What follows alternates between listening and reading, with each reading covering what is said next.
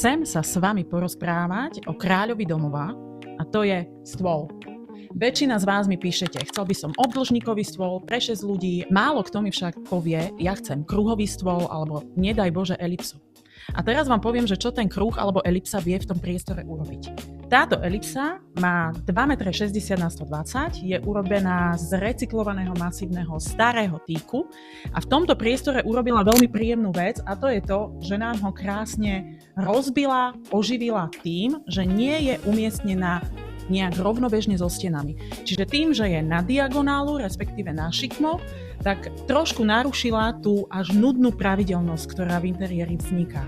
Odporúčam kruhové stoly, odporúčam elipsové stoly a to hlavne preto, že využijete celý obvod stola. Pri hranatom stole to možné nie je, pretože pri obdĺžniku vždy dáte za čelo stola len jedného človeka.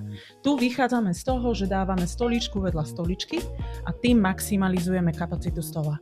Nikdy sa mi klient nesťažoval, že má príliš veľký stôl. Skúste porozmýšľať, či práve u vás by elipsa, kruh alebo iný organický tvar nefungoval perfektne.